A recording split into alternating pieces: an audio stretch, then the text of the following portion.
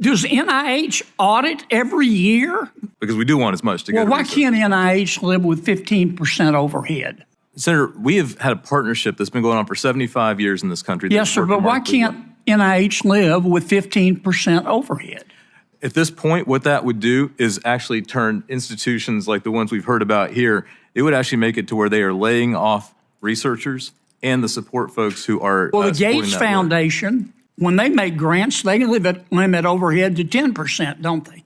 They do, sir, but that is apples to oranges because they count different things. And the than Roberts overhead. Woods Johnson Foundation limits overhead to 12%, don't they? They do. Again, apples to oranges because they count different things. Isn't it a fact that the universities that receive the most money from NIH also have the biggest endowments? I haven't checked that, but it probably is true, Senator. And I agree with you. There are challenges that we need to work. Yes, sir. Stanford was spending 74% of grants from NIH on overhead. Remember that? I do, although I was in high school at the time.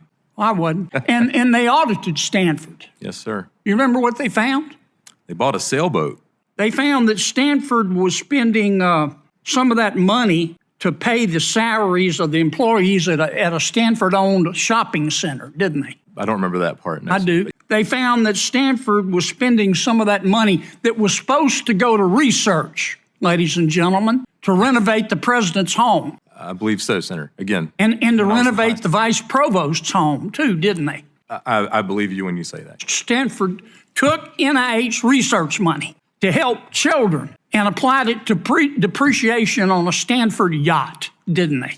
Yes, sir. Again, when I was in high school, sir. Does NIH audit every year the way these grants are being spent? They don't audit every year. There's a process for determining. So they just trust the universities? No, there's a negotiation that takes place between the NIH Yes, sir, but if it's a and the 5-year grant and they agree on indirect costs, they don't audit it every year. What if the universities lie to them? That is absolutely a possibility. What does fungible mean?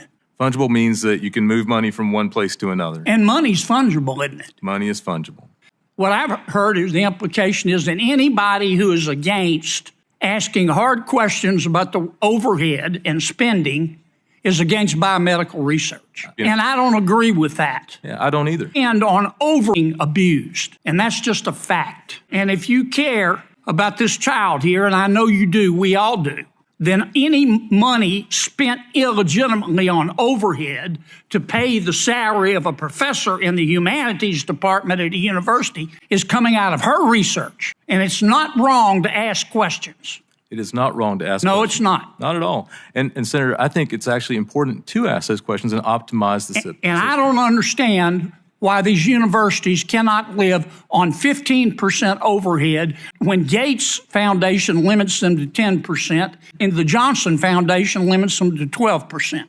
I don't understand it. All of a sudden, if they don't get 35% overhead, civilization is going to melt. It is important. My mama didn't raise a fool, and if she did, it was one of my brothers. I'm not buying that. Senator, Thank you. I think it's worth the conversation. The time has expired.